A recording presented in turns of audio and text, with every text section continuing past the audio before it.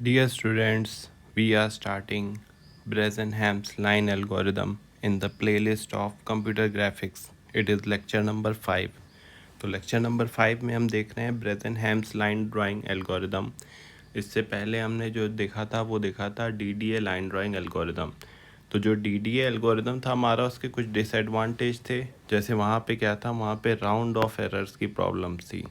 Round of errors की problem थी, मतलब जो भी वैल्यूज़ हमारी आ रही थी, मान लीजिए जैसे 12.34, तो डीडीए क्या कर रहा था, उसको राउंड ऑफ कर दे रहा था टू 12। इसकी वजह से क्या हो रहा था कि जो भी हमारे कैलकुलेटेड पिक्सल पोजीशंस थी वो मूव अवे हो जा रही थी फ्रॉम एक्चुअल लाइन पाथ। मतलब एक्चुअल वैल्यू तो हमारी कुछ और आ रही थी, लेकिन उसको राउंड ऑफ करके हम किसी और वैल्यू, जो भी नियरेस्ट वैल्यू होती है as per the rule of round of, उसको हम कंसिडर कर ले रहे थे, जिसके वजह से वहाँ पे एक्यूरेसी और एफिशिएंसी जो है वो हैम्पर हो रही थी। ठीक है, तो यहाँ पे हमारे पास इस प्रॉब्लम को सॉल्व करने के लिए कौन आया, ब्रेजनहैम्स लाइन एल्गोरिदम। तो जहाँ पे भी प्रॉब्लम होगी वहाँ पे क्या होगा, एक सॉल्यूशन। जहाँ पे भी प्रॉब्लम होगी वहाँ पे होगा एक सॉल्यूशन। सॉल्यूशन हमारे पास क्या है यहाँ पे, ब्रेजनहैम्स लाइन ड्राइंग एल्गोरिथम। ब्रेजनहैम्स क्या करता है, ड्रॉ करता है लाइंस को by using only integer calculations. ये सिर्फ इंटीजर कैलकुलेशंस को कंसिडर करता है। ये एक फास्ट इंक्रीमेंटल एल्गोरिदम है, एक्यूरेट है और एफिशिएंट है। एक्यूरेट और एफिशिएंट क्यों है, एक्यूरेट और एफिशिएंट इसलिए है क्योंकि ये इंटीजर कैलकुलेशंस को यूज़ करता है। हम इन सारे पॉइंट्स को इसके एडवांटेजेस ऑफ द एल्गोरिदम में कंसिडर कर सकते हैं। ठीक है, लेकिन जहाँ पे भी एडवांटेज होगी वहाँ पे कुछ ना कुछ डिसएडवांटेज भी होगी।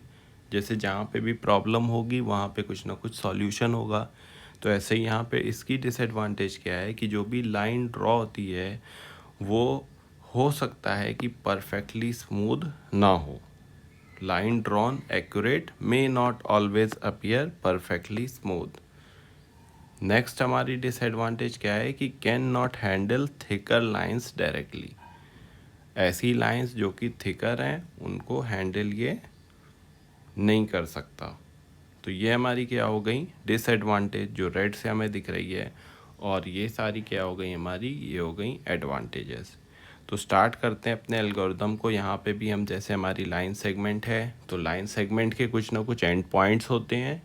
स्टार्टिंग पॉइंट को हम एस पी से रिप्रेजेंट कर रहे हैं, एंड पॉइंट को ई पी से रिप्रेजेंट कर रहे हैं। तो सपोज करते हैं जो स्टार्टिंग पॉइंट है उसके कोऑर्डिनेट हमारे पास क्या है, x0 y0, और जो एंड पॉइंट हमारे पास है उसके कोऑर्डिनेट क्या है, x1 और y1। तो हम कैलकुलेट करेंगे change in x। Change in x कैसे होता है, x1 माइनस x0, और चेंज इन y कैसे होता है, y1 माइनस y0। तो change in y1 minus y0।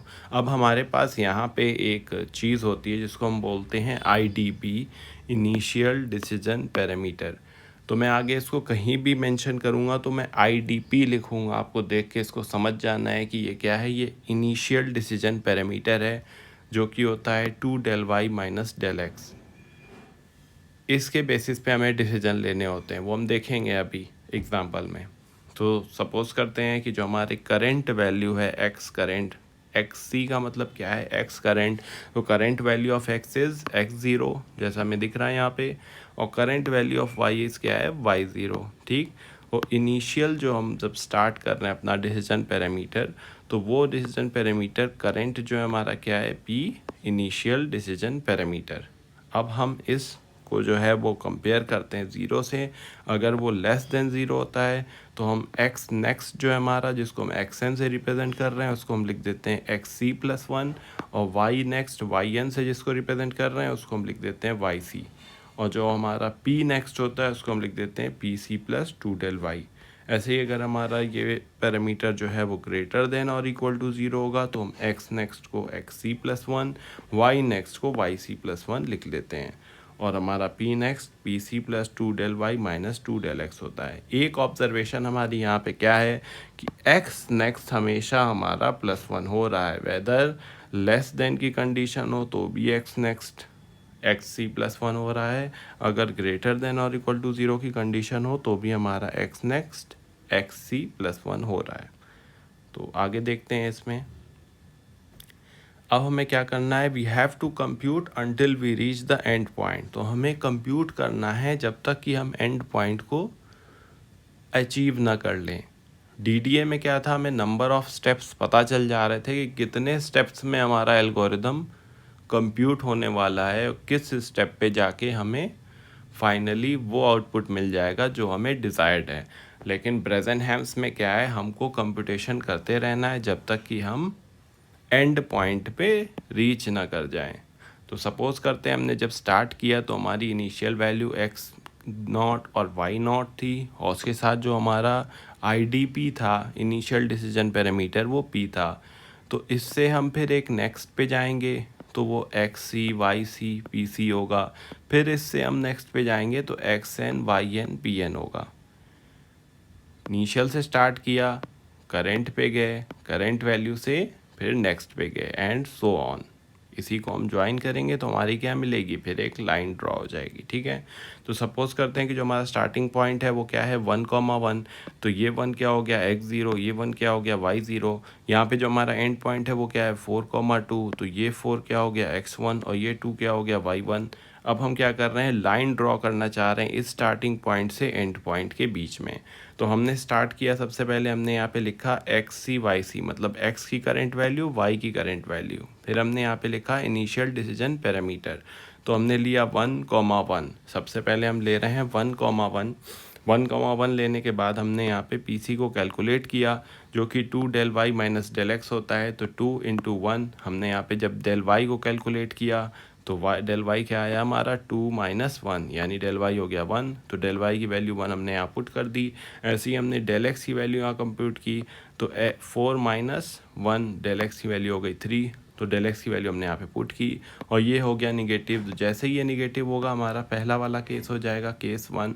तो हम एक्स नेक्स्ट को एक्स सी प्लस 1 कर देंगे, और y नेक्स्ट को क्या कर देंगे, वाई सी रहने देंगे। तो x नेक्स्ट को हमने एक्स सी प्लस 1 किया, तो 1 प्लस 1 2, और y नेक्स्ट को हमने वाई सी के इक्वल ही रहने दिया। ठीक, अब इसके अकॉर्डिंग हमने यहाँ पे पी एन कैलकुलेट किया। पी सी की वैल्यू करंट क्या हो जाएगी -1। फिर हमने 2 डेल वाई लिया, तो 2 इंटू डेल वाई की वैल्यू 1, हमने इसको पुट किया। फिर ये पॉजिटिव आ गया, पॉजिटिव आते ही हमारा केस 2 हो जाएगा।